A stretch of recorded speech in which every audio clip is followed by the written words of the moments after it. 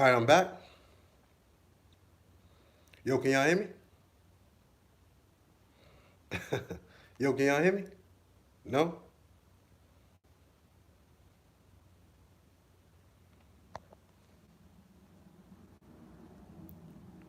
Oh, we back. Yo, I apologize. I don't know what the fuck happened with my live stream and shit. Um, shit just actually just cut off on me. So, whatever, right? All right, we back. But like I was saying before it cut off, that's why I fucks with ARC because maybe to a lesser degree, but I believe in his philosophy, man. ARC, like, look, all I want is honesty from my women. And I'm like, nigga, I've been saying this for years, nigga. Yo, I'm gonna keep it a buck. Yo, what up, J Dub? I'm gonna keep it a buck, man. You know, I've had females in my past. I've had females in my past, man, that we was talking. I had a couple long distance relationships, right? I had actually quite a few because I used to move around a lot. So I had some long distance relationships. And I actually had to tell my shorty, yo, go find you a dude that you can spend time with while I ain't there. You know what I'm saying? At least I know you know what I mean, you actually doing something. Yo, man, I don't try to bogart the pussy, man. I don't. I'm just gonna be honest. And look, I'm not saying everybody gotta get down like this because this ain't for everybody. But what I'm saying is, I've been on this type of shit for a minute, man.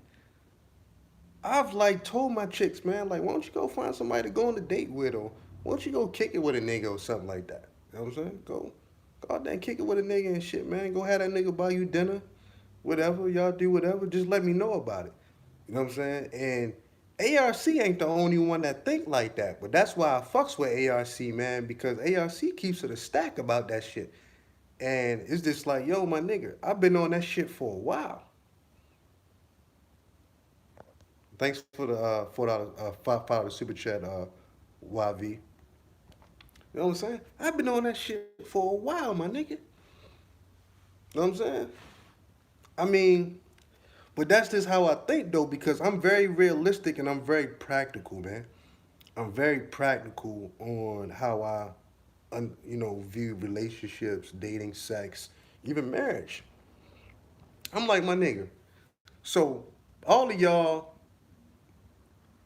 all of y'all in the chat room, think about people that been married for 40, 50 years. You think they ain't got no skeletons in their closet, man?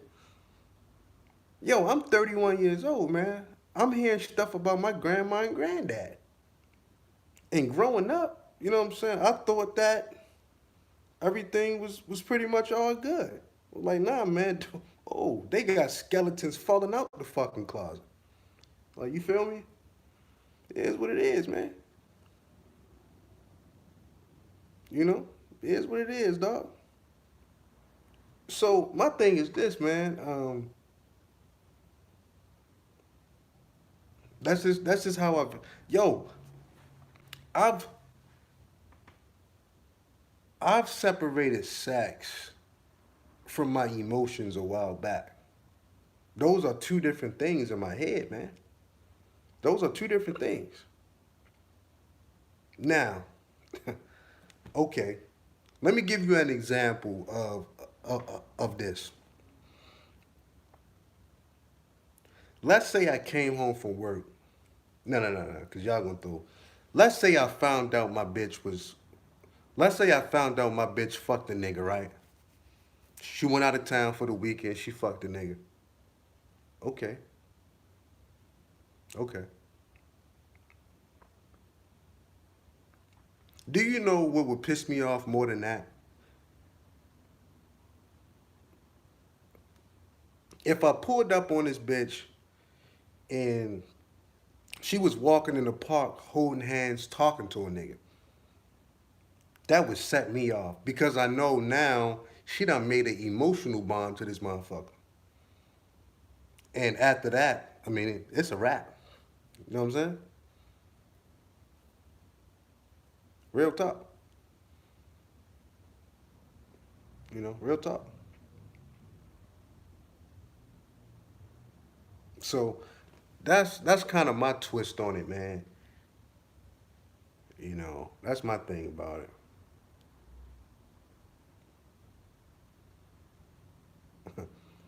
Little Rican shorty from the BX, huh? I can dig it. Little Washington Heights shorty. You know what I'm saying? You met shorty up there off Dykeman. So, yeah, man, you know what I mean? I don't try to hog the pussy, man. You know, I just seen too much, man. I just seen too much, man. I mean, I just seen too much to understand that women, women, women even process sex a lot different than men. You know what I'm saying? Because women can open their legs for whatever they want in this world and not have a feeling behind it, man. You know, it's a part of their survival technique, man, and that's their currency, they pussy, man. Like women gonna use their pussy to get whatever the fuck they want in life. So, you know, a lot of women don't attach sex to emotions, man.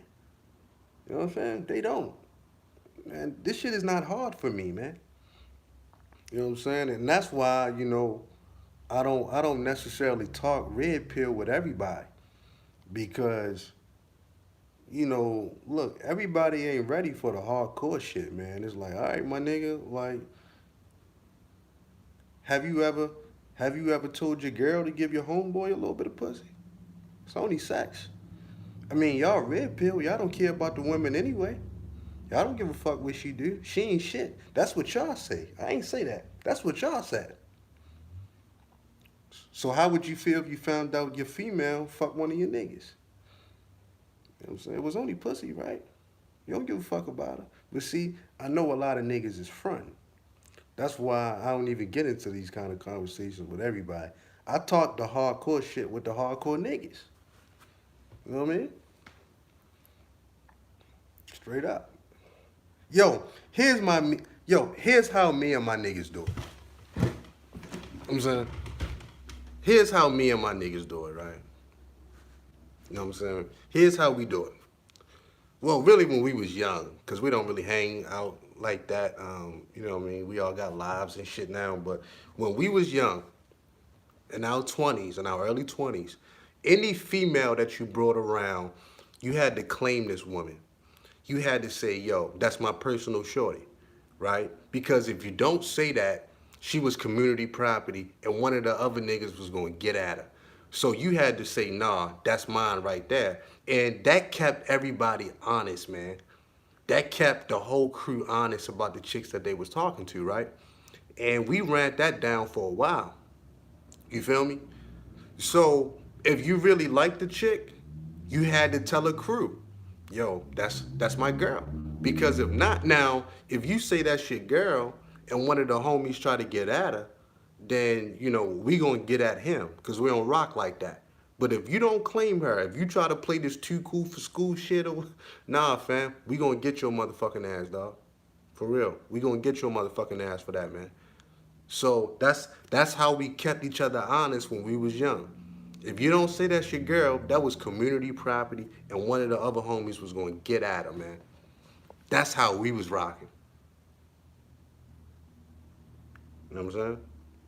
That's how we was rocking. So, you had to stay honest, but the crew, we kept you honest. Don't bring no chick around the crew, man, and you don't tell us who she is to you. Nah, motherfucker. Because one of the other niggas gonna get at her. You know what I mean? So that's how it is, man. But like I'm saying, dog, you know, a lot of people want to own pussy. Let me say it again, man. A lot of people want to own pussy. Like, I just don't think that's possible. I mean, why would you want to do that? Why would you want to? I don't know. I'm saying, Don't get me wrong, man. I got chicks that I wouldn't want to, you know what I mean? I would probably want to keep to myself or whatever. But I'm just saying, man. A lot of guys just want to hog up all the pussy, man. It's just like, nah, dog. She just gonna do it behind your back.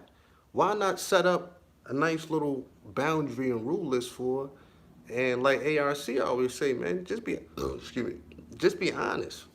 It's only sex. It's only fucking sex. It's only sex. Because I know what niggas gonna say, oh, you know, she lost her ability to pair bond. It's like bullshit. Bullshit.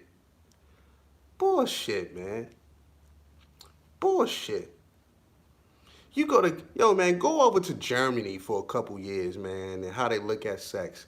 And, you know, they still got families over there. They still got marriages. They still got this, that, and the third. You know what I mean? Low STD rates. They ain't got a bunch of out of wedlock births. So obviously it's working for them.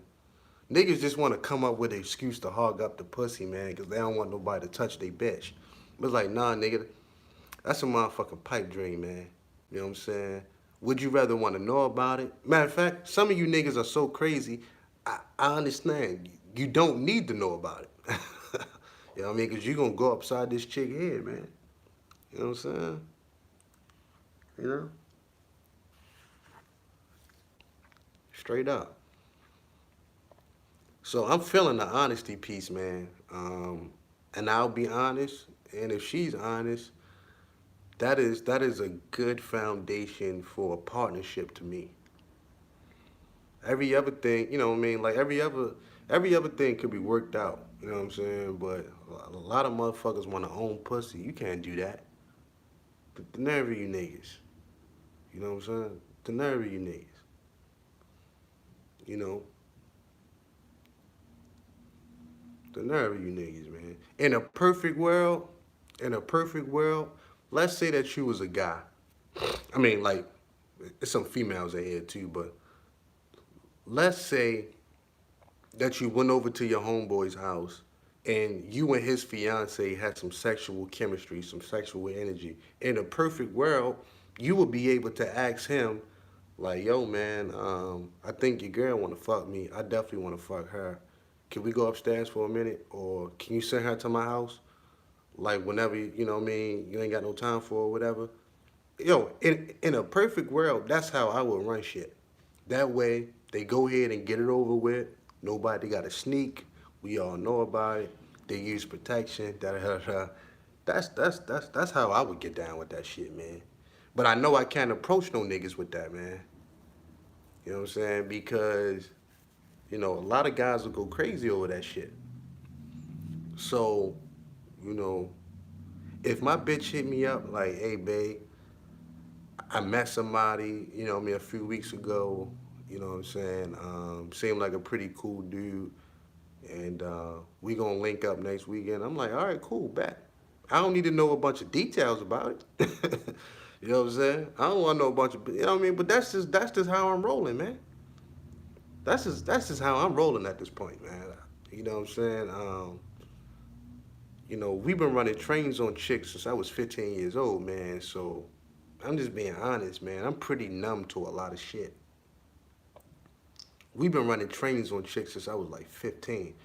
It ain't too many girls in this world that ain't been in a gangbang. I'm gonna be honest. And they'll take it to their grave. Ain't too many chicks out here. Your average chick has been in a gangbang. You know what I mean? I'm just being honest. I didn't say all, but your average chick has been in a gangbang. I hate to bust your fucking bubble. Niggas better wake up, man, and understand what's going on out here. Just because you ain't see it, don't mean it haven't been done. You know what I'm saying? You know what I mean? I'm just being honest, man. And I don't want to bust your bubble, man, but and look, because there's this misconception that only hood chicks is into that kind of shit. Nigga, please. Nigga, please. You know how many chicks that was in their college years that we flipped? They probably school principals now or teachers now or they probably got high positions and shit. Come on, man. That we was flipping and shit. You know what I'm saying? We was doing that shit at a young age, man. We don't really do it no more, man. But when we was young niggas, 16, 17, come on, man. So I hate to bust your bubble, but it ain't just the hood chicks that's into this shit, man. You know what I'm saying? For real. I done had so many women tell me, you know what I mean? Because we talk about their fantasies and shit. I done had so many women tell me that, they want to take two dicks at least once in their life, man. But, they not going to tell that to every dude, man, because every dude can't handle that shit. Once you get to a level where you can handle female sexual nature, boy, they'll tell you some shit. And over some time, man, you'll just get numb to it. But the average dude, him thinking about his girlfriend taking two dicks, that nigga gonna lose his brain and jump out a fucking window, man. He can't process his girlfriend taking two dicks. He ain't there yet. That's why a lot of these niggas need to be blue pill. A lot of these niggas need to be blue pill. And they kill me with this red pill shit because, like I always say, okay, if you claim you that much red pill, let a real jawline nigga fuck your bitch. And see if you can take it. See if you can take it. Because according to your red pill logic, hypergamy is real. You know what I'm saying? All women are cheating. So according to your red pill logic, so let a real jawline nigga fuck your bitch. Since hypergamy is so real, and since all these women are cheating and they sluts, you know what I'm saying? Let a real jawline nigga fuck your bitch. Oh, your girl different. Oh, I get it. I get it. Your girl different. Your wife different. Oh, oh shit. You found the one that's different. Look at my face, nigga. Y'all niggas stop playing. Y'all stop playing. You know what I'm saying? Y'all stop playing with the boogeyman. Your girl different? She never fucked a thug ass nigga? Your girl different? She never been flipped? You know what I'm saying? She never got her pussy ate by another bitch? Your girl different? The nerve of you niggas. Your wife different? You know what I'm saying? She don't want to take two dicks by some jawline niggas? She ain't gonna take two dicks for some regular niggas. Nah, it got to be some jawline niggas. The nerve of you niggas. Your girl is different. So, with that being said, man, you know, this shit is hardcore. It's hard body karate, man. And that's why I'm telling you, man, this red pill was the wrong pill for a lot of niggas, man, because you know they just won't be able to um, take female nature, man. They just won't be able to handle it. It's too hardcore. And women process sex a lot different than men. You know what I'm saying? A lot different than men. Yo, you gotta understand, man. You know what I mean? I used to be overseas talking to my chicks back in the United States and just having conversations with them and shit. Like, I had to get numb to this shit. Like I'd be talking to one of my chicks in the United States, like, yeah, what you do last week? Like, you went out? But like, oh, but like, I know you met somebody, right? But like, you met somebody, right? You fucked that nigga, didn't you? Don't lie. You know what I mean? I had to train them on telling me the truth. And then eventually we just developed that level of truth and that fucking honesty. You know what I'm saying? Thanks for the super chat, YV. You preaching my philosophy. Female sexual nature has no boundaries. Got to separate sex and emotion. You got to. I mean, you got to. Now, don't get me wrong. If you meet a decent young lady, man, and y'all, pretty much kept it a buck with each other, like, all right, we not going to invite nobody into our bedroom. I respect that. I respect that. I mean, like, I respect that. You know what I'm saying? This ain't, none of this is absolute. You know what I'm saying? But it's just one of those things, like, I've seen so much that I can't go back to being naive. You know what I'm saying? Next time y'all niggas is having phone sex with your girl, next time y'all really into it, just ask her. Just ask her. Ask her. Ask her, do she ever want to take two dicks? Ask her. Ask her. I probably asked over 150 women that same question.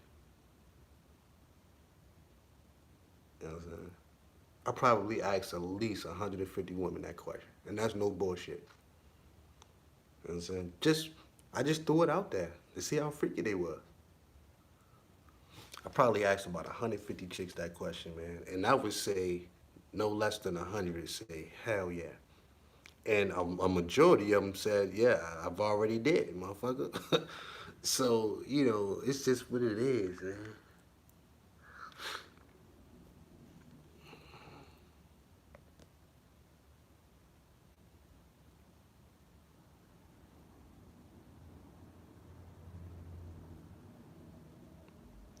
You know, that's that's like that's like my shit test for a female though, man. It just what I'm saying. Be like, all right, because most women they actually want a lesbian experience. So I don't even ask them that because what I mean that's pretty much common knowledge, right? So I ask them about two dudes to kind of see where they mind at, to see if they gonna keep it a buck, to kind of see if they gonna tell me the truth because I know the truth. You know what I'm saying? Not to say that they gonna act on it, but a lot of women have thought about it. You know what I'm saying? A lot of them have thought about it, man. These women, their fantasies are out there, dog. So, with that being said, to me, it's no big deal. To me, it's no big deal. Because I can't be a hypocrite and be like, well, I want to do all of this wild shit in my sex life, and then I call her a fucking slut because she fantasizes about certain shit. I'm past that, man. Like I say, man, only in the United States where the stigma is on shit. I can separate a freaky woman from a hoe. Two different things to me, man. Just two different things. You know what I'm saying? Two different things. A lot of guys still think they're gonna get out here and meet a virgin, man. A lot of niggas still think they're gonna meet them a virgin. Like, what? Where do y'all niggas live at? All of these women I'm talking about started off as virgins, nigga. All of them started off as virgins. The nerve of you niggas. Shout out to Switzerland, man.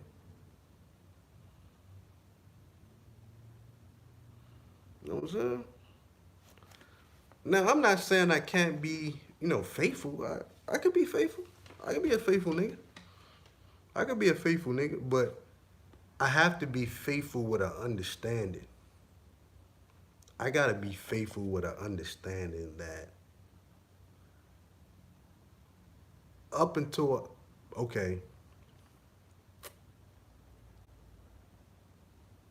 I got the right to change my mind at any given time.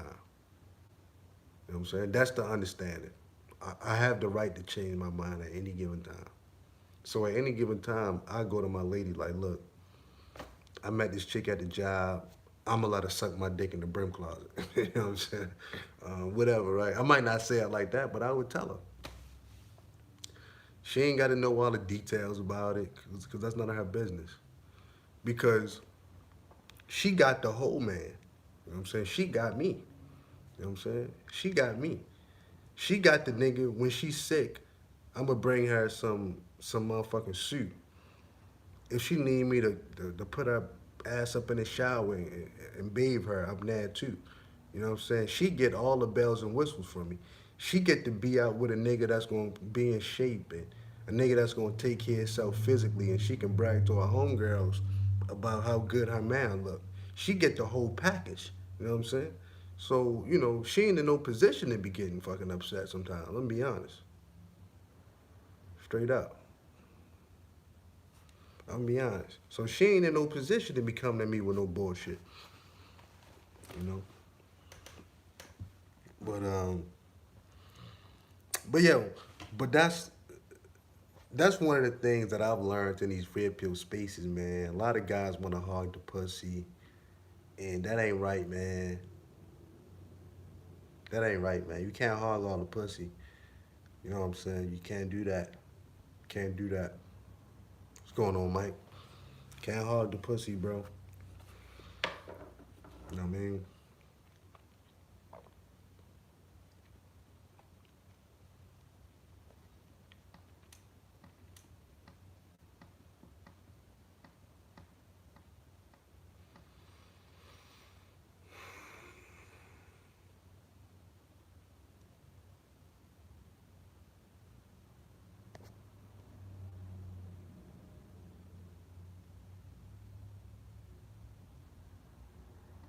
Appreciate it, Xanatos. The stigma only exists because the average guy in America claims they have had seven partners. When you have double or especially triple digits, we aren't as intimidated. Facts. Yeah, man. I don't. Maybe if I wouldn't have had these experiences in other countries or whatever, or a lot of experiences, a lot of experiences with men of other cultures, I probably would be thinking the same. But I realize, man, men of other cultures, man, boy, they don't look at sex the way we look at sex a lot. I mean, they put on their fronts, man, but especially these Middle Eastern motherfuckers, they do so much wife swapping, it's ridiculous, man. They'll they'll send their wife to their brother house, tell them you better go over there. I'm saying this is how it is, man. So, you know. But I think a lot of that shit got to do with too, you know, because a lot of dudes, they ain't getting it like that though. You know what I'm saying? They ain't getting it like that. You feel me? So with that being said, when they get their hands on something proper, or they think it's proper, they wanna hog that shit. You know what I'm saying? But if you know what I mean, getting it like that on a consistent basis, you ain't studying that shit. It's only sex. You know, it's only sex.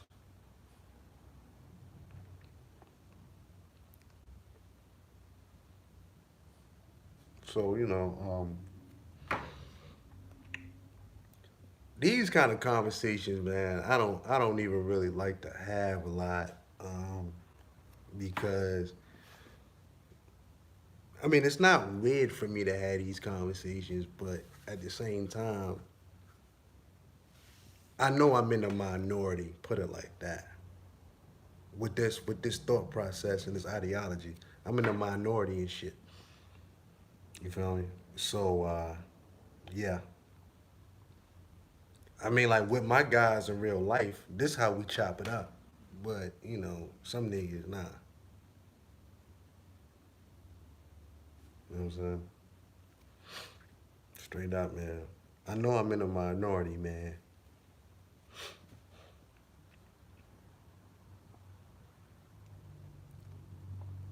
You show me the guy that's talking the loudest. I show you the guy get mad if a jawline nigga fuck his bitch. Like if Xanatos fuck one of these niggas bitches, they gonna jump off a fucking bridge and they gonna try to kill that nigga.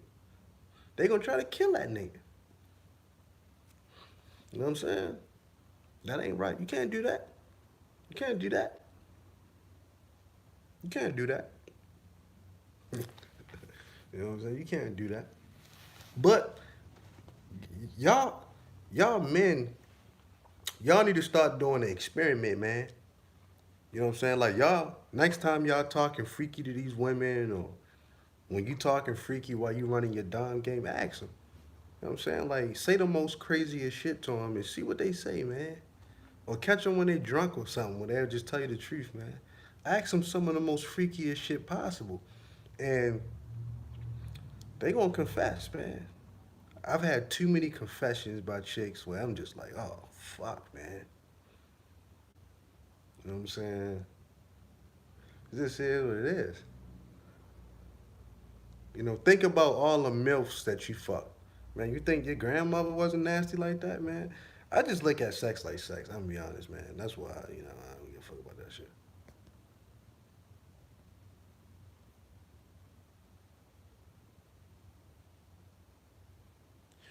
You know what I'm saying?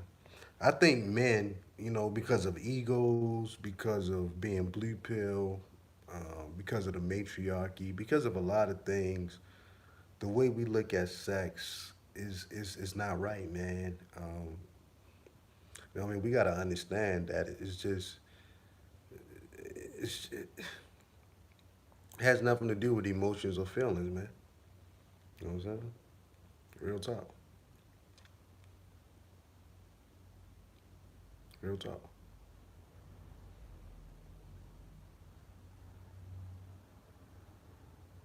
You know, I remember one of the illest things that I seen. One of the most illest things that I seen, and I didn't do this myself. This was my boy.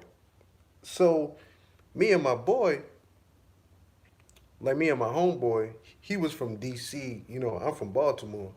We was living in Texas, and we had an apartment together at the time. And his brother came down from D.C. to visit, right? And you know, his girl used to stay over there all the time. So boom, his brother was sleeping on the couch the last time. You know, I would wake up early in the morning for work. His brother was sleeping on the couch. So one morning I got up, his brother wasn't on the couch. So I thought he met a little shorty or something. And I'm like, all right, bet. So I knocked on my homeboy door. Like nobody came to the door, so I just walked up in the motherfucker. Like, yo, appreciate the super chat, dog. So I just walked up in the room and shit, and I was like, yo, Beezy. And it was my boy. It was my boy right here. It was his girlfriend, and it was his brother. So I was like, what the fuck is going on, right? Real talk. So I just shut the door real quick. I was like, I'll get to the bottom of this shit later. So so yeah, man. So I seen my boy Beezy and shit. So we seen each other at work. And I was like, yo, what was up with that shit this morning? He was like, yeah, man. You know what I'm saying? Like I went on and told her, get my brother some pussy. You know what I'm saying? Like, yeah, my brother down here visiting. Go ahead, throw in some ass. Then they all slept in the bed with each other. I mean, I mean, he had this chick mind gone. She would have did anything he said. And I was like, wow. I was like, nigga, you're a cold motherfucker. I was like, nigga, you're a cold motherfucker. You know what I'm saying? Talk about a red pill nigga. So, yeah, I seen some crazy shit, man. But that was kind of ill because I was like, where the fuck is this dude little brother at? I mean, he wasn't young. His brother was like, you know, a few years younger than us. It wasn't like he was a super young dude, but I was like, what the fuck? Walked in the room, all of them sleeping in the bed together, man. I'm like, yo, this is L. Mm-hmm.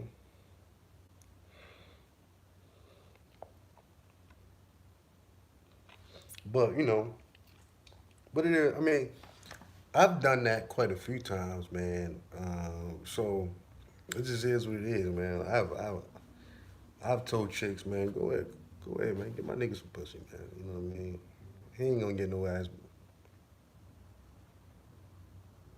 What's going on, Sinister Menace? You know what I'm saying? You wouldn't believe what a woman would do to you if you know if she's feeling you like that. That's why I don't believe nothing women say, man. If a woman is really feeling you, man, boy, it's gonna be hard for this chick to tell you no. You know what I'm saying? For real. Especially if y'all shared a lot of things with one another and you know it's a level of trust there. Yeah. You know what I'm saying? Yeah. That's like for instance, my little Filipino chick that I was talking to. That I was talking to at one time. Real good girl, real sweet girl. I mean, I used to love this bitch, man. I love her to death, man. Only thing she wanted me to get married, and I couldn't do it, man. Damn, that bitch. She was a real. She never told me no. Never told me no. She even learned how to cook soul food for a nigga, man. Um, love that bitch, dog. Real nasty too, man. Workout warrior, all that. That's, The only real talk, man. She learned how to cook soul food for a real nigga.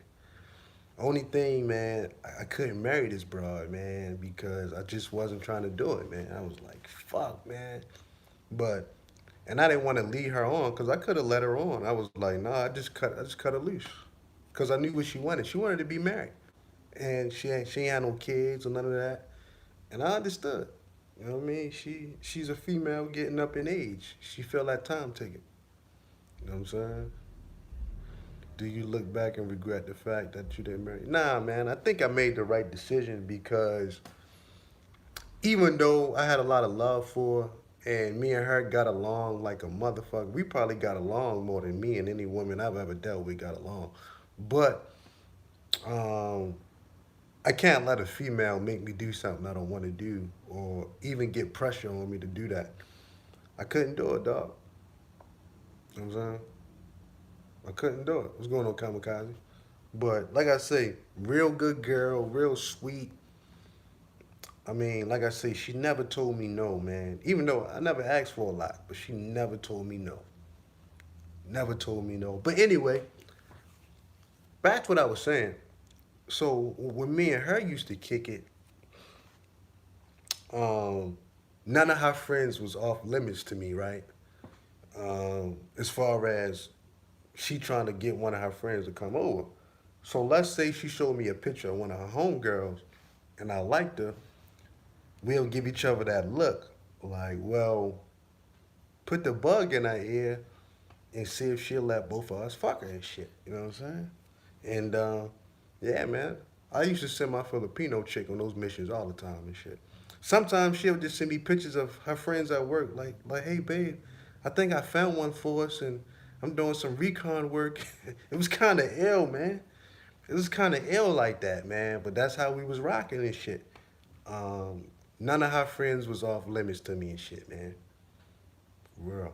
None of her friends was off limits to me. Real good girl, man. Boy, I love her to death, man. It wasn't nothing she wouldn't do for me, man. She used to actively go out and get us women. You know what I'm saying? She would actively do that.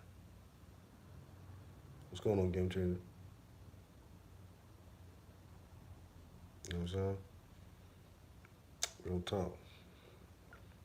So, but yeah, man, it's just how it is, man. Like, you know, if a female is really feeling you, man, ain't too much she wouldn't do for you, man. As long as you don't keep pushing it, you know what I'm saying. But you know, if you ask for the right things at the right time, they'll make it happen, man. I mean, you know, they'll make it happen for you.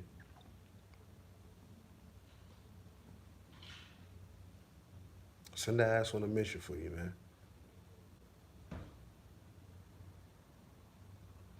I don't know why guys don't put women through those kind of shit tests though. To me, that's the ultimate shit test. Is when you tell your bitch to go bring another bitch in the bed. Like, yo, go find us a bitch. You know what I'm saying? Go find us a bitch. Test her loyalty like that.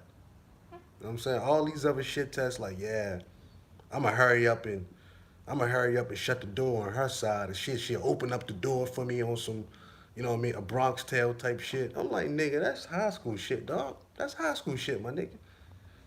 Have her go find y'all some women. That's the ultimate shit test. Especially in your 20s, where you know a lot of these chicks is wild like that. Oh man, nigga, please. Yeah, man, that's the ultimate shit test. Have her go find y'all some women, dog.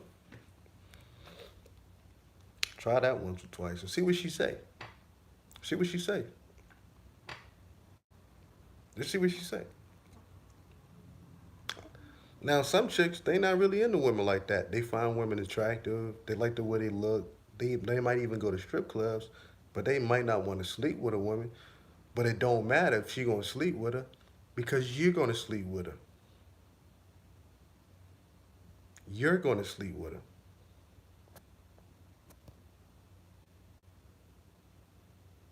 You know what I'm saying?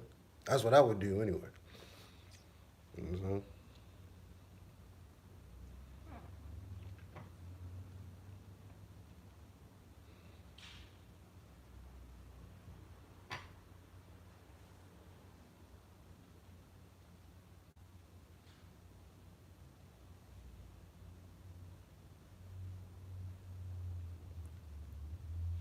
Yeah, I mean, don't get me wrong. I respect females' boundaries and shit. You know what I'm saying? You know, I respect women boundaries.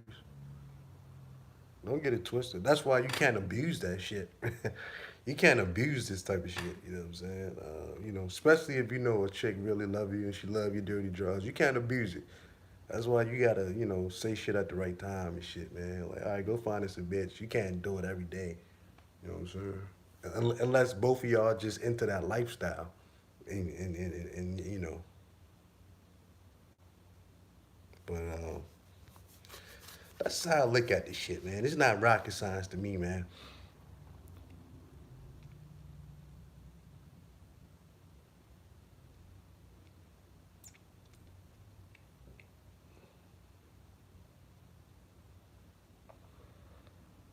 These talks are hard to hear.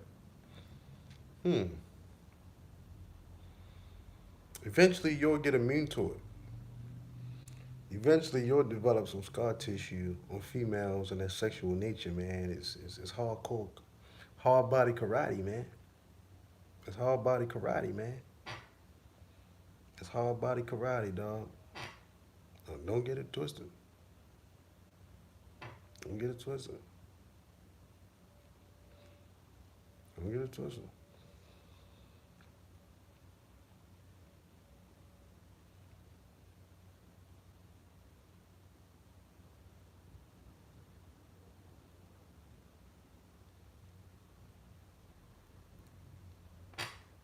Biggest thing I ask from a woman is honesty. You know, I find it sexy when a female is honest, man. Even if I don't like the truth, I still respect it. Fucking sinuses. Even if I don't like the truth, I still respect it though, man.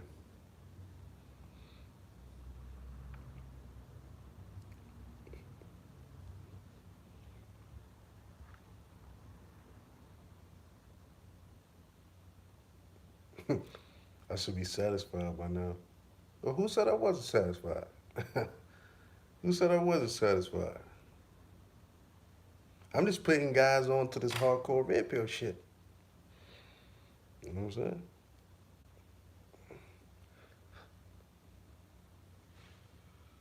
But I keep it a buck. I can't go back to a regular lifestyle. Like, hell nah. Hell nah. I didn't sing too much. I done did too much. I can't go back to nothing regular. Like, nah. I done had top notch service. You know? So, I'm just putting guys on to how it is out here, man. A lot of people haven't been privileged to this kind of knowledge, man. You know what I'm saying? A lot of people think this shit only exists in books or pornos. I'm like, nigga, this shit happen every fucking day, man. There's guys out here living in a house with, 6, 7 women. Look at Brother Polite, man. Look at Brother Polite, man. As ugly as that nigga is, he out there with 5 and 6 wives and shit.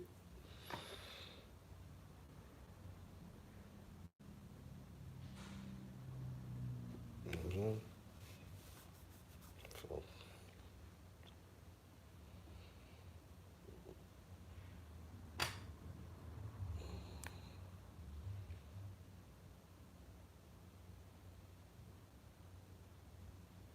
yeah, man, you got niggas like Brother Polite, man. He living up in Beverly Hills with 6 women. I'm like, the nerve of this ugly ass nigga, man. But nah, seriously though, man, this shit, um, I just really want people to wake up to, you know, um, the truth about sex, man, because we done put sex on a pedestal in this country. You know what I mean? And I think that shit does been more of a disservice, man. You know what I mean? We don't put sex on a pedestal, and that's why a lot of motherfuckers is driving themselves crazy, man. You know what I mean? For real, real talk. A lot of dudes don't know what to do with themselves because they understand it's a lot of people fucking, but they ain't getting it themselves. You feel me? So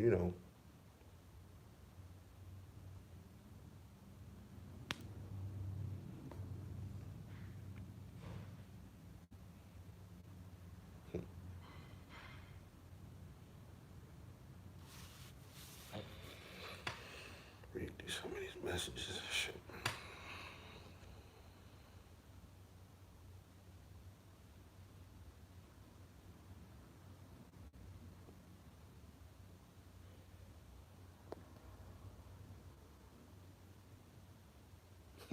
To the gates of oblivion. That's funny.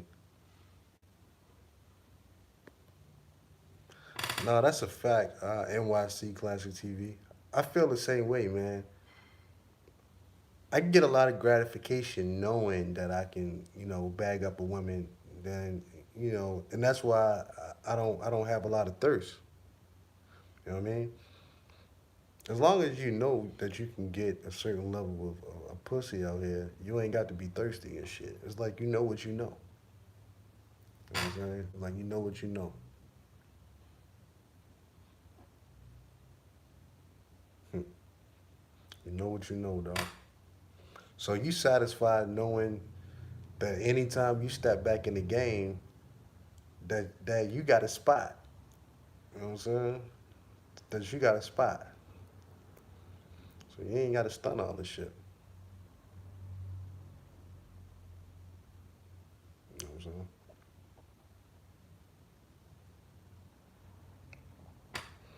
So, but yeah, man.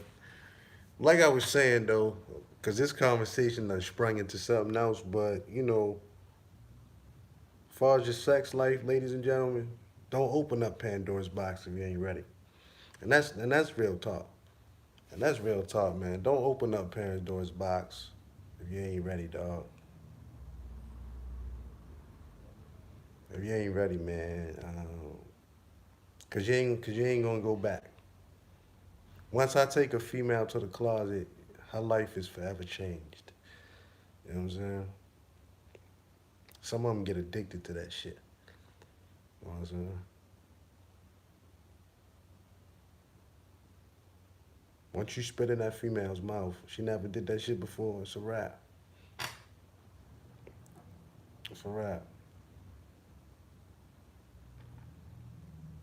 It's a wrap. So you know,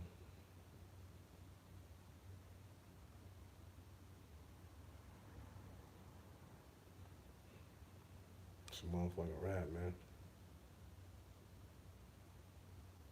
My wife is pregnant and she wants to work in porn. Wow. First time I heard that.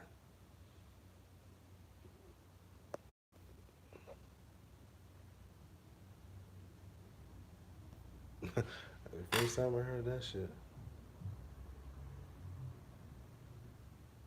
The fuck? Well, it's another thing on the list I see. Yeah, I had a situation with the spitting in the mouth, man. Back when I was young and my shit wasn't calibrated. So I was fucking this chick down there.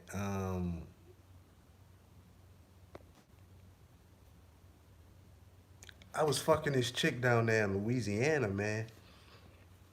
And we was kicking it one night. So I went to the crib and shit. So we doing us, what I mean, we fucking or whatever. And so I did what I do. But I didn't feel the vibe. I didn't understand the vibe and shit. So I spit in her mouth. And it was like the DJ scratched the record. Ew. Right? Ew. And she was like, nigga, what the fuck you just do? And I was like, bitch, what you talking about? I just spit in your mouth. She was like, don't ever spit in my motherfucking mouth. And I'm gonna be honest, uh, it really fucked up the vibe because, she really didn't want to finish after that. But, you know, I still was inside of it and shit. So she was like, let's hurry up and finish so you can go home. For real. She was like, hurry up and do what you gotta do so you can get the fuck out my house. And it was so ill,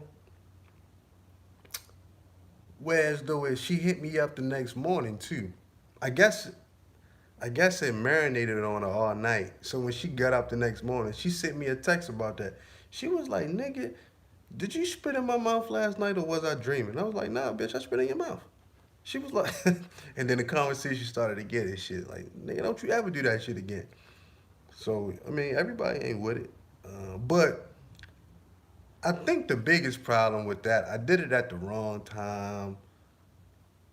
I, I was super young, man, and my dom game wasn't calibrated, man. So I fucked up the vibe and shit. You can't always do it, and that situation didn't call for that. So I can see why she got a little, you know what I mean.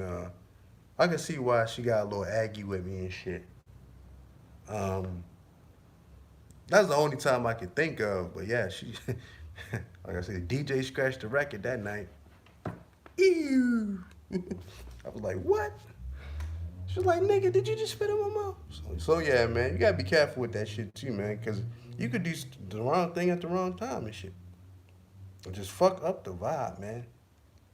And I'm surprised we kept fucking because she was just looking like, I know this nigga ain't spit in my mouth. I know this nigga ain't spit. She just had this look like she was disgusted with that shit. I'm gonna be honest. She had this look like she was fucking disgusted with that shit. Straight up, man. But, trial and error, man. You know what I mean? That's the only way you gonna learn out here, man, is if you fuck up. And, you know what I mean? Now I know better. Now I know better, man. And haven't happened since.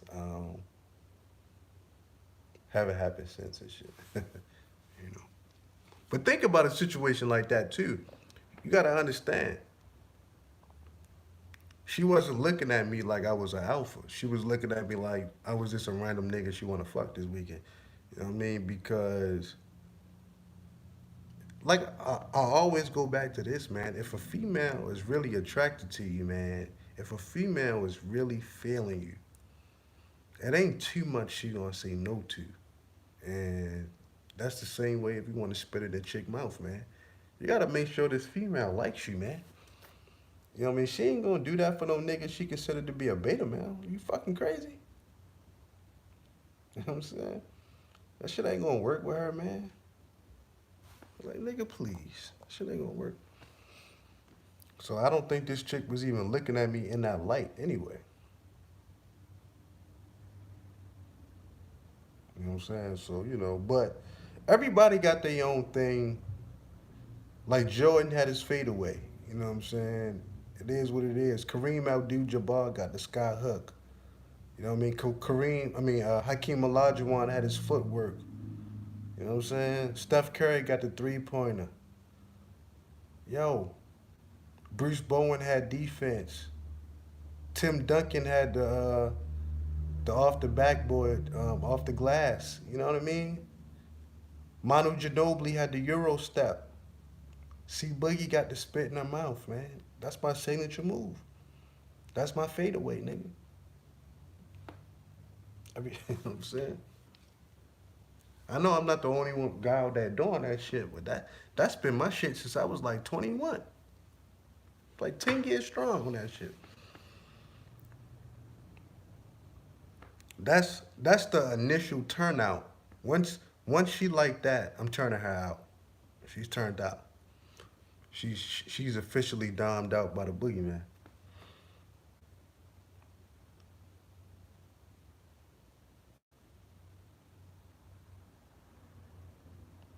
You know what I mean? Michael Jackson had the moonwalk. You know what I'm saying? Prince played the guitar. You know.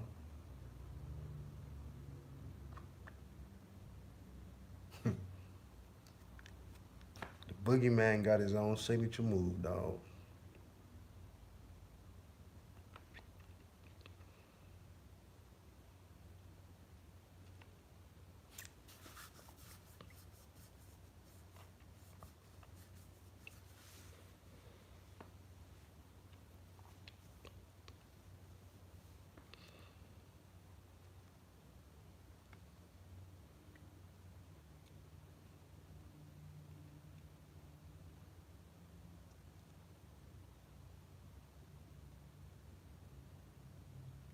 I did that with an older woman. She choked the hell out of me on top. We kept doing it.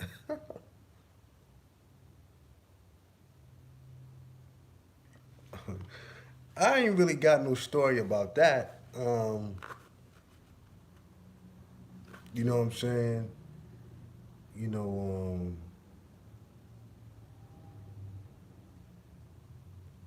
I just bumped into a female and I liked it a lot, and that was our personal thing.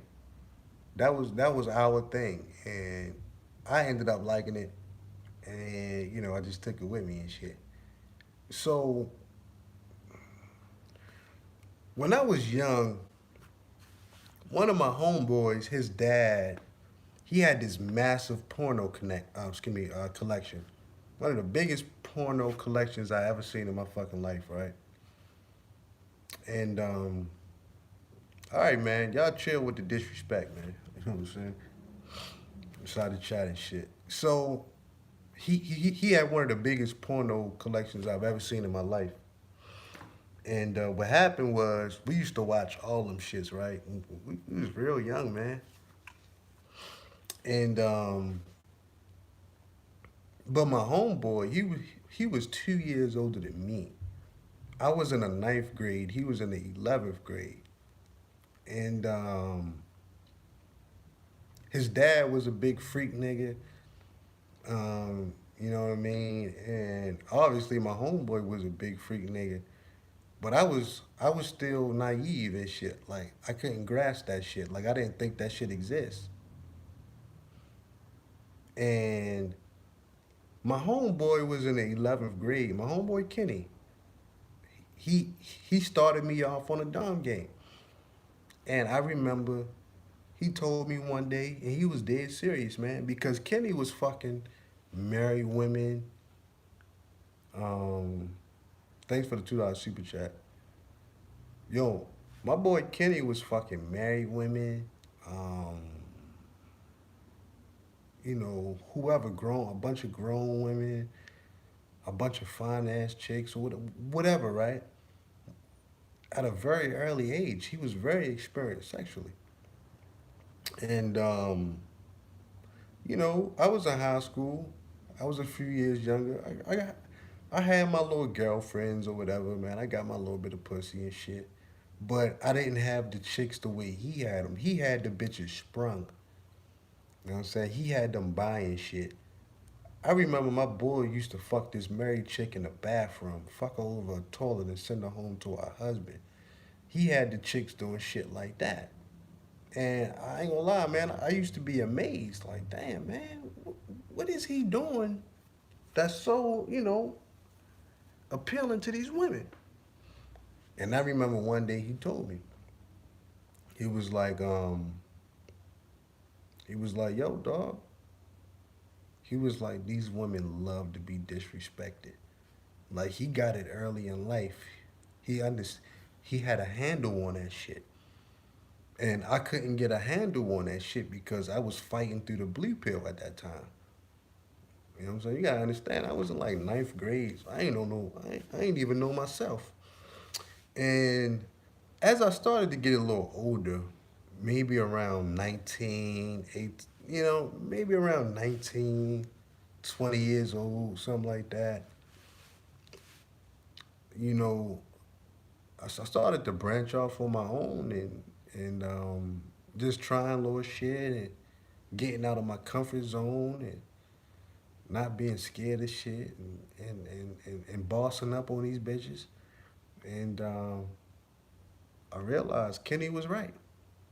Kenny was right. And I used to call my boy like, yo, man,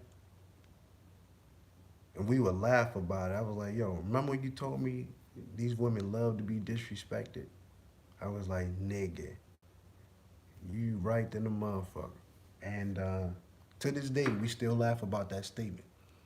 To this day, we still laugh about it because it's so relevant to our lives. It's so relevant to our lives and shit. So, kind of like the conversation I'm having with y'all now. Me and my boy Kenny, our conversations are fucking bananas. Because he's one of these ill dom niggas. I'm one of these ill freak dom niggas, and we just be talking about the illest shit. You know what I'm saying? So Yeah, man. I was kind of put on to a lot of this shit. You know, trying out different things and experimenting stuff with girlfriends and seeing what they like and you know, just yeah. And I always been a bit of a risk taker anyway, so shit ain't really bother me. I always like to try different things and shit.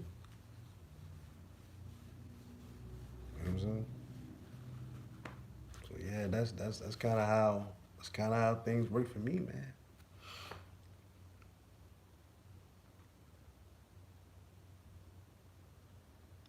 And then, like I said, like in high school, throughout high school, you know, like we was into the, you know, running trains on bitches and shit. We just thought that shit was fun. And even when I first joined the military, man, like, man, we ran so many fucking trains and had so many orgy parties and all kind of wild shit that, you know, I just got numb to a lot of different things when it came to sex. I'll give y'all a story. Hold on. Story time with the boogeyman. Hold on.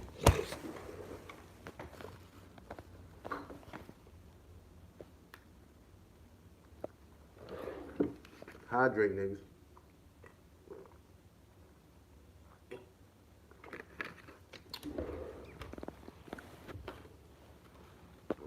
Damn chapstick. Yeah.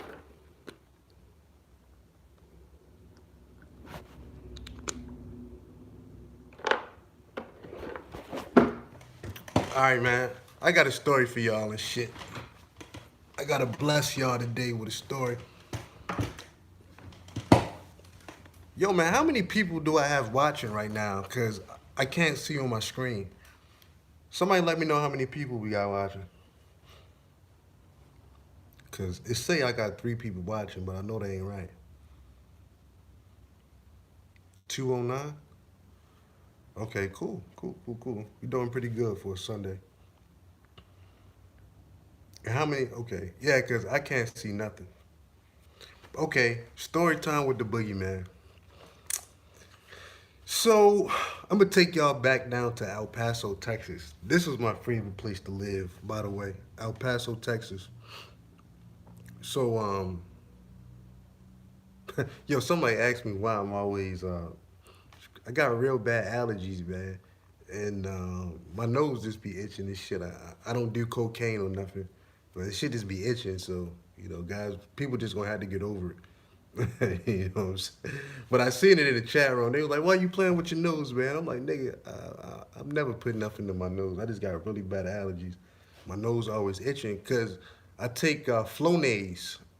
I just hadn't taken it in a couple months, but usually I take Flonase and I put it up my nose and shit because I got really bad allergies. But I see somebody put it in the chat room. I was like, oh, niggas is clowning me and shit. But anyway, um, just uh, just to put it out there. Cause I watched one of my live streams back one day. I was like, yeah, man, I'm always scratching my nose, but yeah, man, I'm always putting Flonase up there for my allergies. But I just hadn't taken like lately. My shit been itching like a motherfucker. But that's neither here nor there. I'm gonna take y'all back down to El Paso, Texas, man. Y'all kick y'all feet up, man, and ride with your boy. So, um, like I told y'all before, man, like we used to party a lot in El Paso, like go to the clubs and everything from Thursday to Sunday and never failed. But we was partying so much at the clubs down there. Every now and then, man, we used to just change the scenery, right?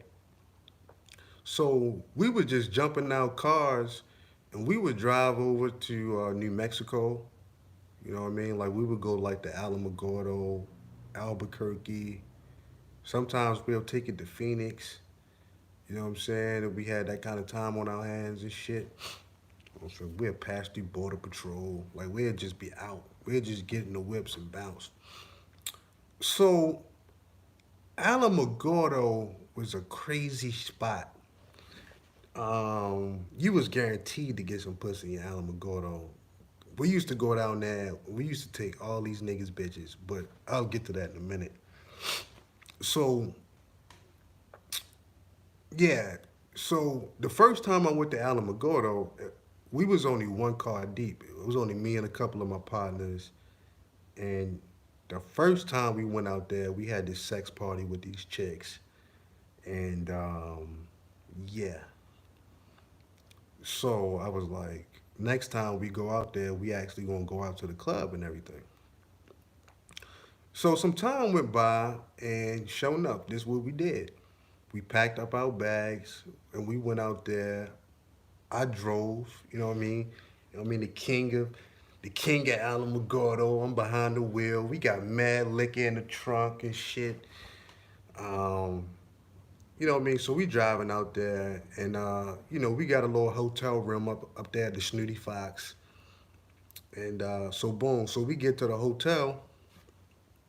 You know what I mean? We unpack everything. We pre-gaming, we drinking, we cooling. We got the music blasting. I think it was like four of us this night, the first night. I think it was like four or five of us. I think four of us. And man, we had an excellent time. So we started going out to Alamogordo a lot more often and shit. So the next time we went four cars deep. Four cars deep. And so like let me tell you about this night. No. I'm gonna I'm gonna save that part of the story to later. Now, one time we went out there. Now, one time we went out there. It was me, a couple of my homeboys and shit. And so we went to the club. You know what I mean? We was drinking. We had a pocket full of money. We was out there buying drinks and shit. And a lot of the black guys in Alamogordo, they like stuck in time or something. Like, y'all seen Belly, right? They act like the niggas from Belly where the nigga had the banana. He was like, I don't like that shit. I don't like that shit. Y'all remember that nigga? It was a bunch of them niggas out there saying, I don't like that shit. And I'm pulling up like Method Man. You body fool. You know what I'm saying? That's how it was. Is this the illest nigga in Alamogordo?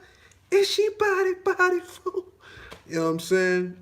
And so obviously, naturally, a lot of the women gonna be feeling us because we coming out there. We got East Coast swag about us.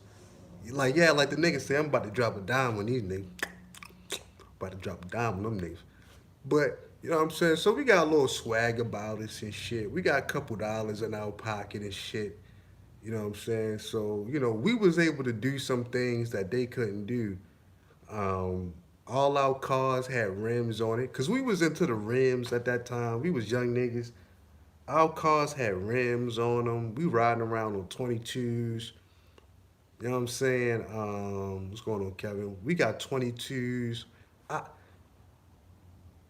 I had TVs in my whip and shit, so you know what I mean. I got all the windows down. I got the TVs playing and shit, music videos.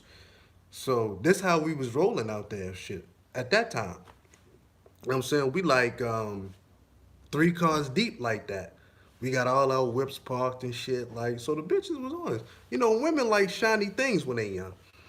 So anyway, so one day, me and my boy, a couple of my partners and shit, we out there kicking it, and um, we was in there bugging out this night, just having a real good time. So at the end of the night, this white chick had rolled up on me. She was kind of older. I want to say she was like maybe 30, 32, 33, something like that, 32, 33. But she basically came up to me like, yeah, I'm trying, you know what I mean, on some more zero shit. Like, yeah, I'm trying to fuck. So I said, bet. I said, give me your information and I'll come see you. Because I had a couple other prospects too. But I said, just give me your information anyway and, I'll get to you sometime tonight. So she gave me the number. And here's what happened. Because I'm such a generous guy. My homeboy didn't leave with nothing that night. Like he struck out.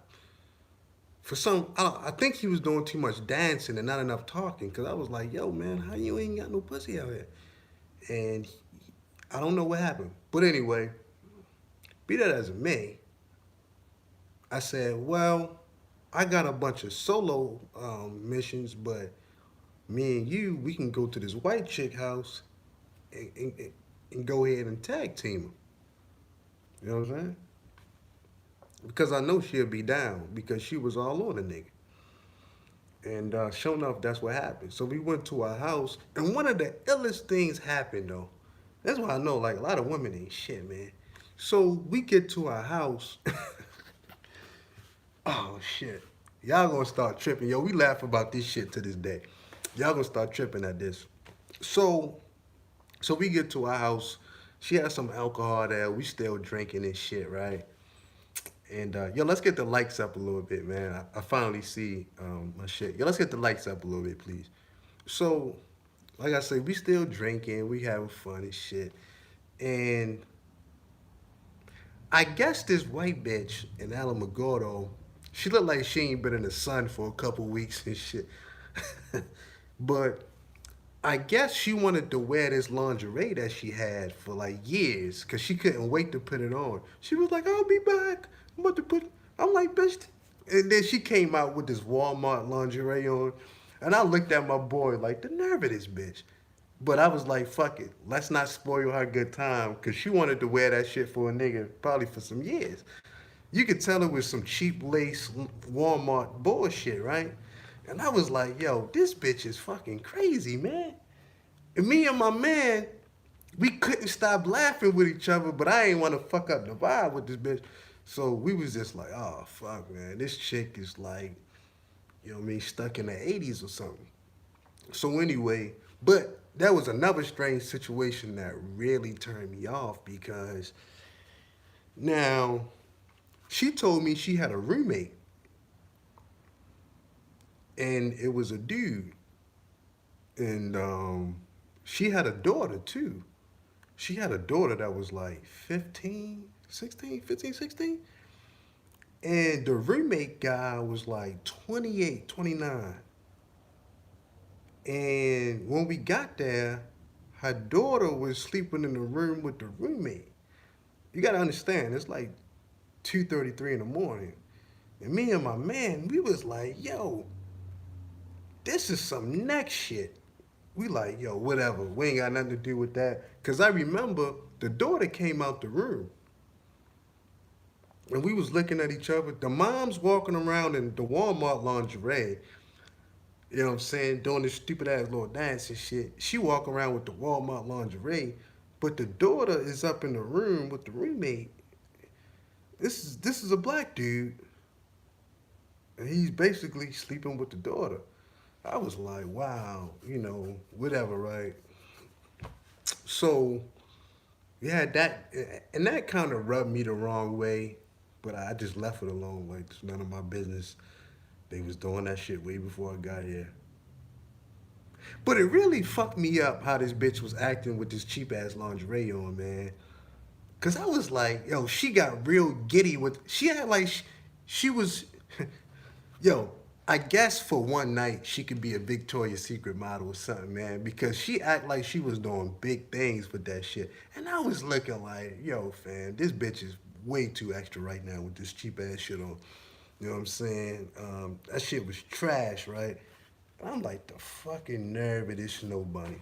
So me and my man clowning the bitch behind closed doors. So anyway, boom. So we gets to the room. So I said, come on, let's all go to the room. We gonna get this party started. So we get to the room, boom. You know what I mean? We just tag team and shit. And you know what I mean, had a lot of fun with her. And I was done with her. You know what I mean? Like once I was done, I went to the couch and I just left her with my boy. Cause I was like, I'm done now. You know what I'm saying? Cause I just wasn't really feeling the vibe. I kind of really wanted him to have more fun than I was even interested in. Cause if I was by myself, I would have bounced. Cause I wasn't feeling everything with the guy and the daughter. So I just wanted him to have a little bit of fun. I was like, man, I'm good on that shit, man. And so I went to the couch and crashed. I was drunk too, man. I went to the couch and crashed, and my boy was still in the room giving her that work.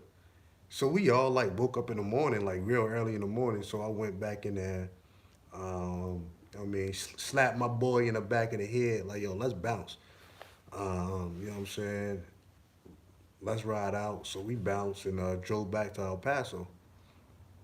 And so that was that time. Now, I'm going to tell y'all another time. Now, the next time we went out there, this was the time we went out there 4 cars deep. This was the time. And, you know what I mean? We damn near, you know what I mean? Like, we found a cheap little hotel and we got like 6 rooms at this hotel, right? Everybody, you know what I mean? So like two to a room. So yeah, it was a lot of rooms and shit. And we took one bitch because my homeboy Beezy, he had this little chick he was cool with. And like for some reason they never fucked or whatever. I was real surprised when they might have fucked. He didn't tell me, but here's what I used to do. Every time she would come over to the house, how the apartment was set up, if you in the living room, you can kind of see through. Uh, you got a direct view to the hallway into the bathroom. So at first it was damn near like a coincidence. Every time she would come over, I would just be getting out the shower, and I would just be walking out with a towel on and shit. And then eventually I started to pick up the schedule. I started doing this shit on purpose and shit. And I remember my boy Beezy came and told me, she was like, yo, man, I forgot this chick's name. But she was like, yo, man, such and such said, you know, I mean, she loved your body. She was like, man, goddamn, that boy cut up. And she was looking at a nigga print through the tile and shit. And I was like, word. So she went with us to Alamogordo. She went with us to Alamogordo. And when we got there, you know, we all went to the club or whatever, had some fun. And I knew that I was gonna fuck her that night. I'm talking about the girl that used to come over to the crib and shit. So I was like, well, I'm gonna fuck her. Y'all guys are on y'all own and shit. So we didn't want nobody to know because there was a bunch of people with us this time. So what I did was I grabbed her up. I said, yeah, come here. I said, let's ride to the store real quick. You know what I mean? Hit her with the wink sign. She like bet.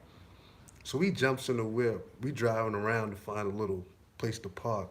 So I smashed up in the whip and shit. She had some real good pussy too. And that was that. Once we was done, um, once we was done, we went back to the hotel. And this was actually before we went out.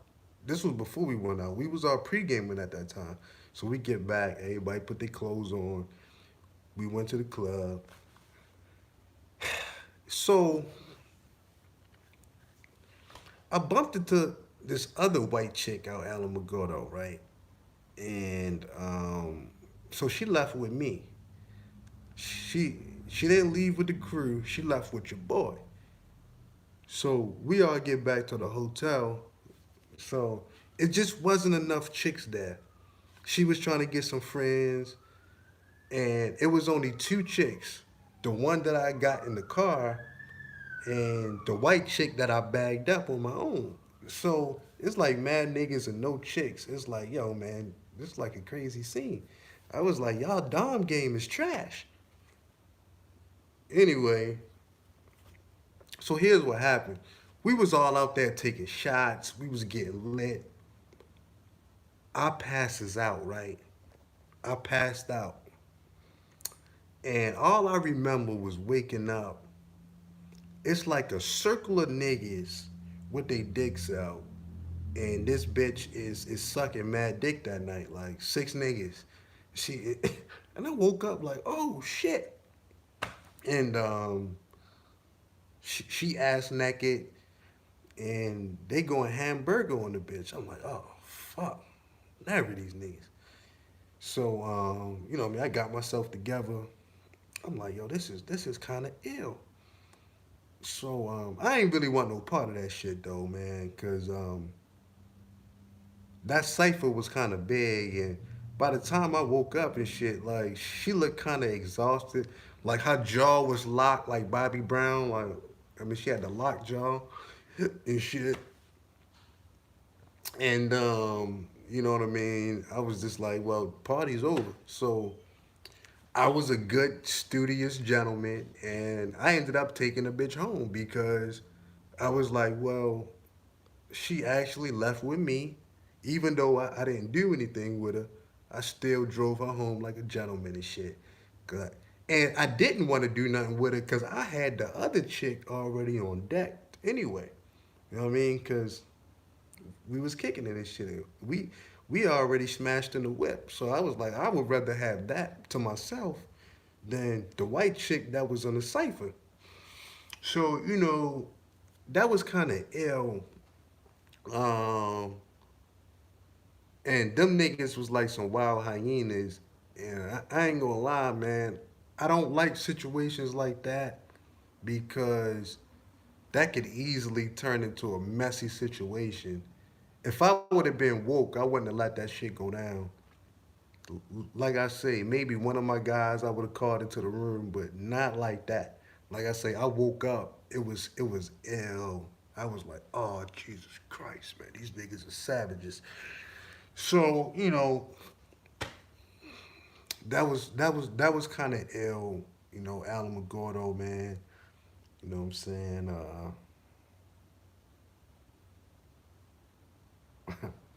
Yeah, Alan McGordo. Then there was another situation on Alan McGordo. Now, that was another night where we we went out there, went to the club and everything, and I struck out. I didn't leave with anything like I usually do, but my homeboy had met this chick, this older chick or whatever, this real washed up bitch, and me and my boy had a hotel room, 2 beds in it, and I was just like, yo, let's just go back to the hotel. I was like, shit, man, you know what I mean? It wasn't my night, nigga.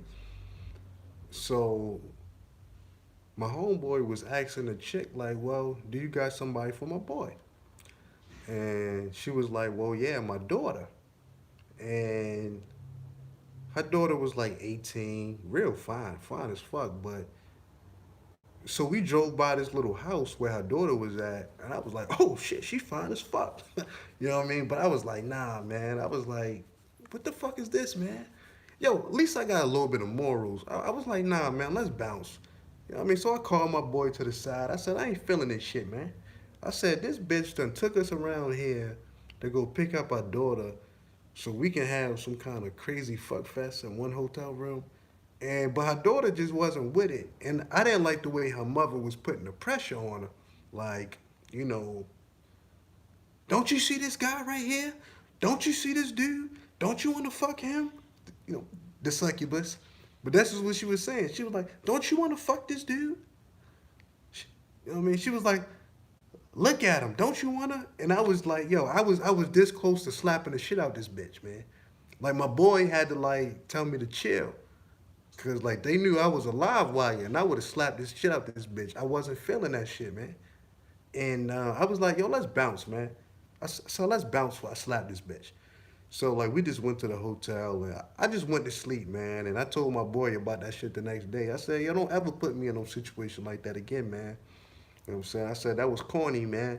I said, you know I don't rock like that. Yo, pussy ain't that serious to me, man. But, you know, the succubus will give you to her daughter, man. She don't give a fuck, man. And, you know what I'm saying? But that was kind of crazy. Even for Alan McGordo standard. You know what I'm saying? Yeah, even for Alan McGordo standards, that was kind of crazy and shit. But yeah. But yo, like I said, the craziest thing, man, and we laugh about this shit to this day, was that white bitch with the lingerie. The white chick with the lingerie, man. And it was some cheap ass Walmart lingerie. But she thought she was doing something. And me and my boy was like, yo, she don't get company here too often because I could tell she just popped the tags off that shit. And I was like, yo, this is crazy, man. Yeah. I'm like, this bitch is a fucking psychopath, my nigga. For real, man. Like, she was just trotting around the house and shit, like, you know what I mean? Like she was on the runway and shit. I'm like, yo, sit your motherfucking ass down somewhere. You doing too much. You know what I'm saying? I'm gonna call you Twinkle Toes and shit. Cause she was 10 toes, man. Just walking around the house like she was a model and shit, man. And I felt very disrespected. I'm like, shorty, you putting on cheap ass lingerie, like it ain't really matter what you got on, cause we in and out. I don't give a fuck what you had on. You know what I'm saying? So yeah, she wanted some real niggas to see her in her lingerie and shit, man. I thought that was very strange. Um, so Alamogordo was a very strange place, man. We actually got into a high speed chase out there with these chicks, man. So, yo, man, we got into a high speed chase one night with these bitches out Alamogordo, and what happened was, and I'll tell niggas what happened. What happened was my homeboy J Mac, light skinned nigga from Alabama. All the bitches love this nigga. My homeboy J Mac, yo, we had 3 chicks. It was like 4 of us. It's a crazy fuck fest this day out Alamogordo. So anyway, my homeboy J Mac, once it was all over, he stole $50 from one of these bitches and nobody knew. He stole $50 from the bitch, and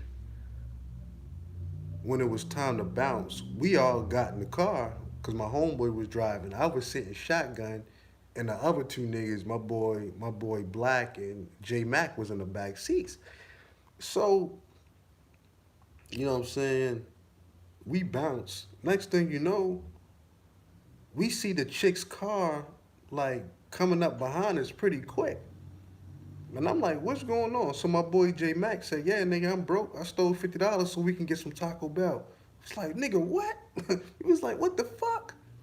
And so she calling my boy Beezy over the phone. One of the chicks like, yo, fuck y'all niggas, y'all stole my money, da da da da da. Um, you know what I mean? I thought it was ill. So anyway, she drove like a neon. She drove, was it a neon? I think it was a Dodge Neon. My boy had a Dodge Challenger. No, a Charger. My boy had a Charger. I don't know. He put that bitch in some gear. That's all you heard coming down the fucking road, right? But what happened was before before we got ghosts on the bitches, she couldn't whip the neon the way my boy was whipping the Charger. This chick lost control of the car and that shit hit a pole. Boom! That shit smashed into a fucking pole. And like we can see it from like the rear view and shit. And then I end up just putting my whole head out the window like, oh shit. I'm like, these bitches hit the fucking pole. Crashed the whole front of the whip up and shit. I swear to God, man. Yo, y'all think these stories, I be lying, man. Yo, if I had my boy Beezy, I put this shit on my door. Crashed the front of the fucking whip. But my boy had the Charger coming down the fucking road and shit. And we bugging out. I'm going on. I said, nigga, you stole $50 from the bitch. So we ended up going to Taco Bell on her. Yeah, they survived. Nobody died and shit. You know what I'm saying? So we ended up going to Taco Bell. We spent that $50. We got hella food. We even got some food free. We ended up stopping at the Taco Bell with our money and shit, man. And that was kind of ill. Um, but I don't know what this chick was thinking that she was going to catch a Dodge Charger and she was in a neon, like an old neon. I'm like, the nerve of you. My boy was like, bitch, I'm out. That's all you fucking heard, man. That shit was kind of ill, man. Like we was flying. He had to be doing like a buck 20, just out, and she couldn't. I don't think she could do more than fucking 60 in that neon and shit, and that's why she lost control. Boom, slammed right into a fucking pole. I was like, oh fuck, she finished. I mean, she highly finished. So yeah, man. Alan McGordo, we yo man.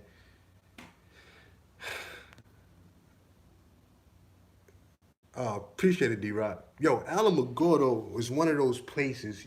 Yo, y'all would have to go to understand Alan McGordo. It's like the people go back in time.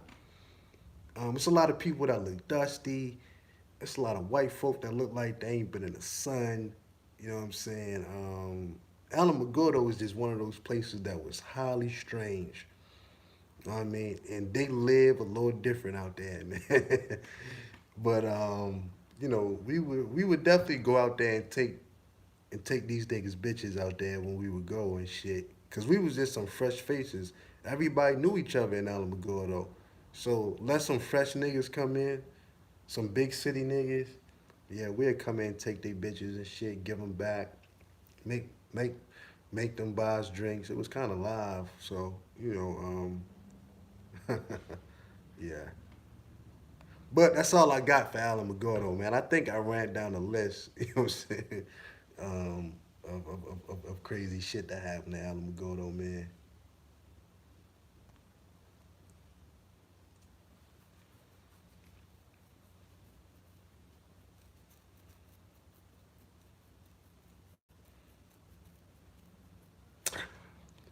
I give y'all another story, real quick, man, since I'm on the road. So me and my homeboy Beezy, like that was my road dog, man. Like me and him, we was the niggas when it came to just partying and shit, throwing the craziest house parties, all that. So I remember my homeboy Beezy. We was still down in El Paso, and he was fucking around with this thick ass Hispanic bitch, man. She was thick as a motherfucker, man. And he doing this thing with the chick and shit. So I seen her in the crib a couple times. You know what I mean? So her face looked real familiar. So my boy went out of town, and I seen this chick at the club. You know what I'm saying? And I introduced myself or whatever. Me talk to her, and so I was like, well, shit, come back to the crib with me and shit. And she was like, bet. Yo, man, why this bitch try to act like she ain't never been to that house before? So I was like, well, maybe she didn't recognize me. I don't know. But I said, I know you recognize the apartment and shit. So, you know what I mean? She was like, well, she was like, this is nice, da da da da. And I was like, this don't look familiar to you. So I finally just told her. I was like, Beezy live here, man. I was like, fuck is you talking about? I was like, that's his room right there, bitch. I was like, you know what that fucking room look like and shit. And she still tried to play a little dumb with me and shit. I was like, whatever. Uh, you know what I mean? So I was like, man, get your ass in this room and shit, man. You trying to play this fucking stunt. You know what I mean? Yeah, I didn't really understand why she wouldn't just keep it a buck with niggas. You know what I'm saying? So act like she didn't recognize. I mean, I literally seen this chick walking in the apartment a couple times. So she tried to act like she ain't never been there before. Like, oh, this don't look familiar. I'm like, yo, don't you see BZ picture on the wall? Like, What you talking about? The nigga pictures on the wall and shit. So I couldn't figure that shit out for nothing, man. I'm like, yo, this bitch is crazy. You know what I'm saying? Bitch is crazy.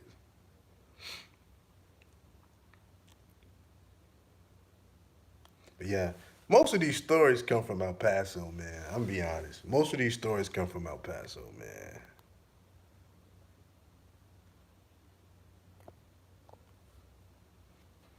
Yeah, most of these shits. El Paso was just a crazy time in my fucking life, man, where shit was just incredibly live, incredibly live, man.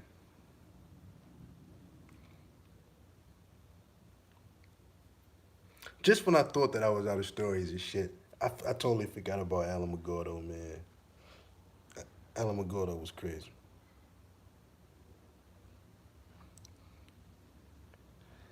Yo, in El Paso, I know exactly the place they got shut up by Silla Vista Mall. That was one of the illest malls in El Paso. Yeah, I used to go there all the time. Silla Vista Mall and shit. Yeah, it was crazy, man. I was like, damn, man. I remember. I remember Silla Vista Mall, man. I seen that shit. I was like, wow. You know what I'm saying? It's crazy. Crazy as a motherfucker.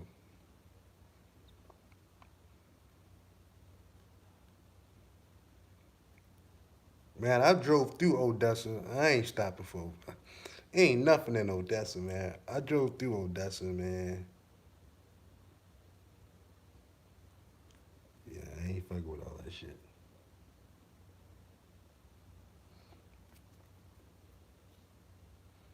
But El Paso was crazy like that, man. You know, you know what I mean? Because that was a lot of you know tension with the black soldiers and the Mexicans and the cholos. So you had to be real careful on how you move down there as well. Like you had to be careful, man. You can't be down there doing no stupid shit and get caught slipping. So I remember one day I bagged up this chick from the club and shit, and you know, so she was like, "Yeah, we we all at this hotel on such and such or whatever. Slide through." I was like, "All right." So I had my boy Beezy with me. This was my road dog. Beezy was my road dog. So most of these missions, he was on these missions with me, unless it was somebody else. But it was always Beezy. Me and him stayed in some shit together. So I was like, yo, let's ride past this hotel and see what's going on. So we get to this hotel. It's like, what the fuck? A bunch of cholos in the room. Some nigga in there with a fucking with some cowboy boots and a cowboy hat named Little Bear. We was like, yo, this is too ill. And he kept mugging me and shit. And I'm telling my man, I'm like, yo, if he act up, we gonna stomp Little Bear into the ground. For real, man, because, he was hating that I was over there for his peoples. I don't know if this was the cousin or something like that or whatever. So I'm like, whatever. Real talk, the nigga name was Little Bear and shit. Real cholo nigga. Big ass belt buckle on, like I say, with the leather cowboy boots. And then he had the cowboy hat and shit. I was like, yo. So the bitch introduced us, you know what I'm saying? And she was like, Boogie, this Little Bear. I was like, Little Bear? What the fuck? Thought it was kind of strange. I was like, oh, this nigga finished. So what happened was this. So I grabbed him little. So I grabbed the Mexican shorty and shit. I was like, well, come outside and talk to me real quick. And I ain't gonna lie, I left my boy Beezy up in there by himself and shit with Little Bear. And I was like, yo, come out here. And so maybe like 10, 15 minutes went by. So my boy Beezy came out the room looking for me and shit. And I'm outside the hotel in a parking lot between this truck and my car, fucking this bitch doggy style, 3 in the morning in the parking lot, man, between the whips. So my boy Beezy came downstairs like, oh nigga, why you ain't just tell me? I was like, dog, I ain't know what was gonna happen. I was like, yo, you know what I'm saying? I'm like, yo, give me a minute. I'm like, yo, give me a minute and shit, you know what I'm saying? I'm fucking bugging out between the whips and shit. I'm just playing like, yo, give me a minute, man. Give me a minute. Go upstairs with Little Bear. Go up there with Little Bear and shit like that, man. And so he just went in the cut. He never went back upstairs because I thought he probably was a little uncomfortable with them cholos. But I had to handle my business with Shorty. I mean, finished her and shit. I mean, Finished it off, you know what I mean? Slapped it, told her to go back upstairs with Little Bear. Then we bounced and shit, so. Yo, it was funny because my man Beezy told everybody that story. They was like, yo, this nigga Boogie was fucking outside and shit, man. Um, yeah, man, that was a little funny little story and shit, man. Like, cause everybody was like, yo, it's a hotel. Why is this nigga outside the hotel fucking and shit? Like, I ain't even going to whip. We was like, like she was like trying to balance. She had both arms stretched out, like trying to balance on the whips, and you know what I'm saying, trying to keep the balance. It was like an ill scene and shit. And I'm up on my tippy toes and shit, going hamburger. And my man's was upstairs with Little Bear, and he didn't know what the hell was going on. So, yep, kind of crazy.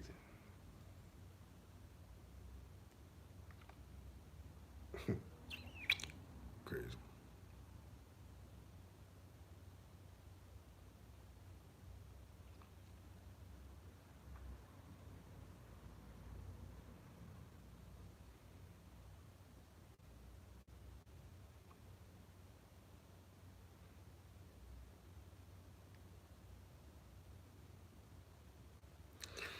Yo, man, I might have one more for y'all. Then I'ma bounce.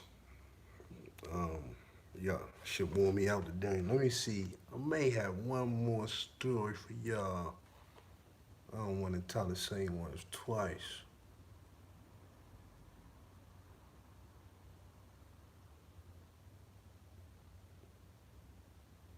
Hmm. I don't want to tell the same ones twice. Let me see.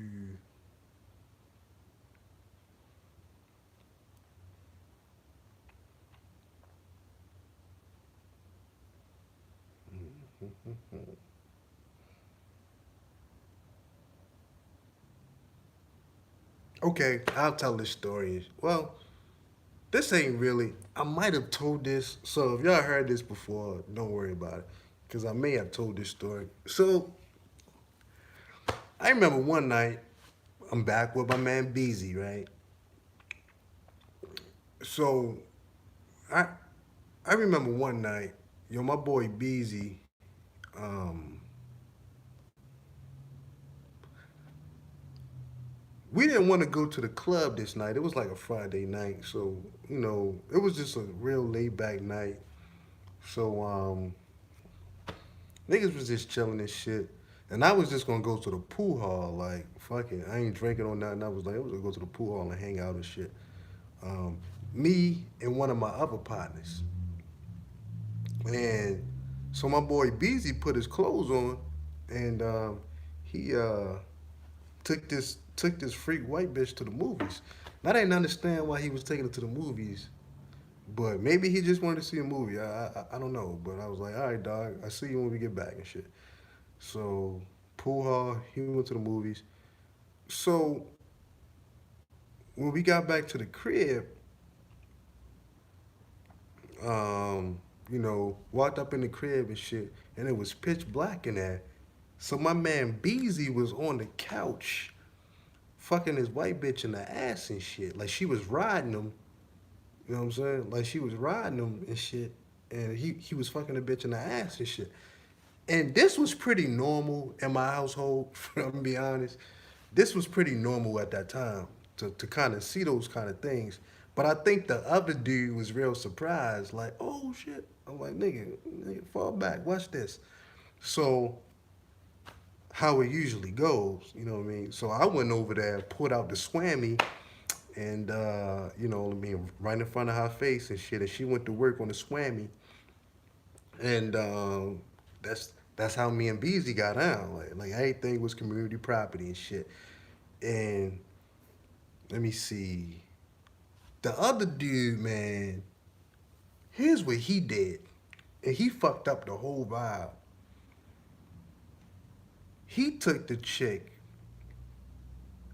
into the room and locked the door and we was looking at each other. Once again, the DJ scratched the record. Ew. Like he like grabbed her and took it to the room. Me and Beezy was like, does he know protocol? I said, he breaking protocol. I said, we don't lock doors around here. No more locked doors. Yo, we don't lock doors around here, man. Like, do this nigga know how the players get down? So, we thought that was very strange. Very strange of this nigga. And we ain't even know this nigga that long, because he definitely didn't know protocol and shit. You know what I'm saying? And I was pissed. Me personally, I was pissed. I'm telling Beezy, I said, I'm gonna slap the shit out this nigga when he get out the room, man. For real. I was like, I'm gonna slap the shit out this nigga when he get out the room, man. I've never witnessed no shit like that in my life. And I'm telling y'all a lot of these wild stories, but that's the first time that ever happened. This nigga grabs the white girl, and she wanted the party.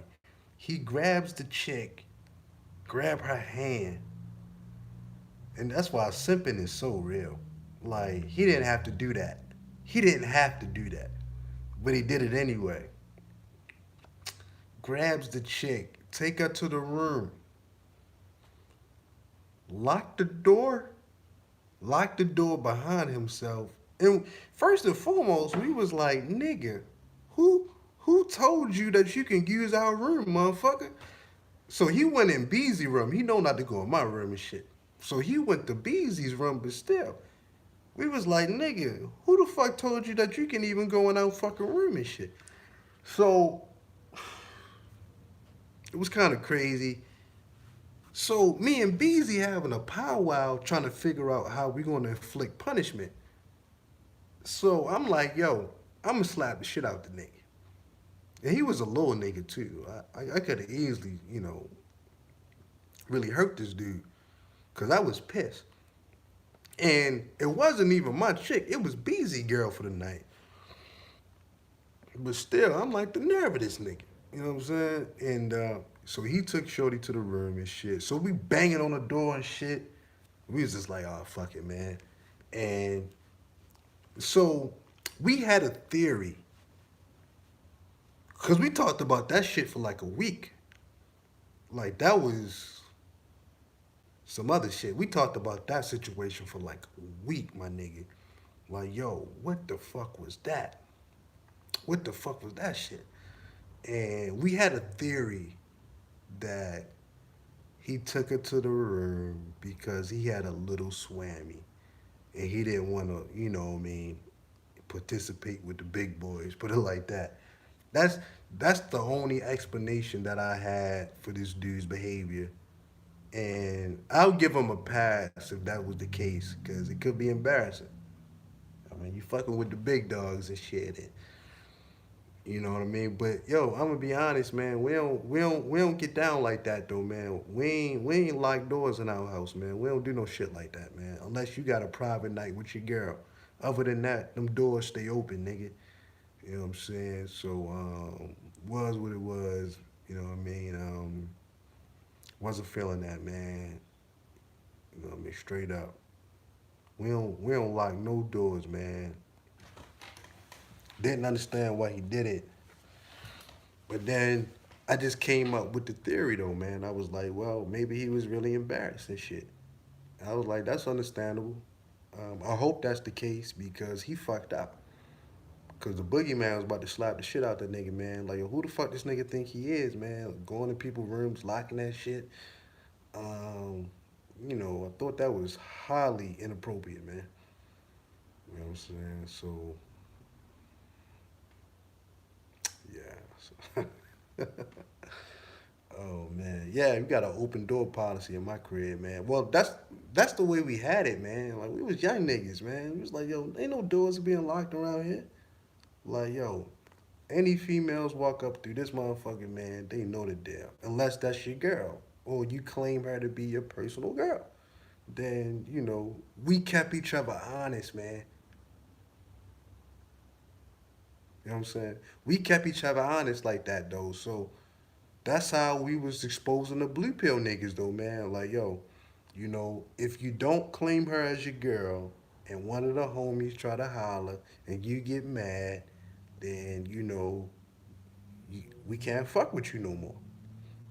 We kept each other honest on the chicks, man, because because we knew a lot of niggas was front. You know what I'm saying? We knew a lot of niggas was fronting on that shit. You know what I'm saying? And especially, I just know how guys get down when it comes to pussy, man. So you can't really trust niggas like that, man. And they'll tell you one thing and do another thing. So, we created a check and balance system. You know what I'm saying? We created a check and balance system where every dude had to remain honest, and it just was what it was. Just was what it was. So, oh boy, boy, boy. You know, wild nights in El Paso.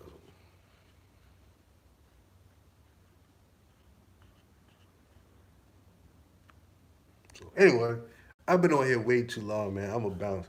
Next time I come, man, I'll have about two or three stories looped up for you niggas, man. You know what I'm saying? I really gotta go in the storage files on the hard drive to get these stories, man, because so much shit has happened in my life, man. I be forgetting shit. Um, I be forgetting a lot of shit, and I don't want to tell the same stories twice to you niggas. You know what I'm saying? So shout out my boy Beezy. Like he know who he is, man. You know what I'm saying? Beezy a wild dude. Write a book. Nah, I ain't fucking with no books, man. Not on this, man. This is debauchery I'm talking about. This is straight up smut. I'm talking, man. This ain't no book, man. I write a motivational book. This is smut. But I gotta entertain niggas and red pill them at the same time, man. You know what I'm saying? So, I feel I can do both.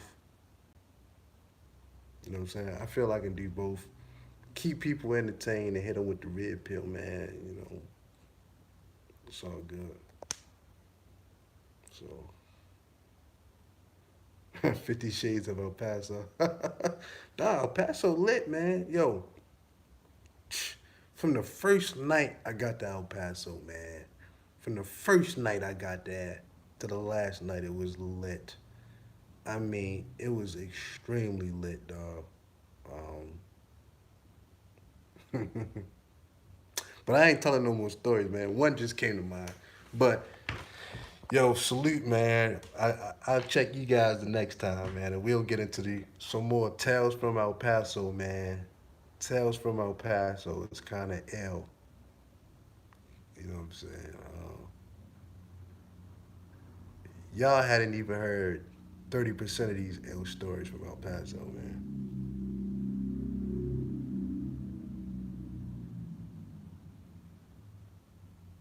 I'll read some of these messages real quick. All right, anyway. All right, peace.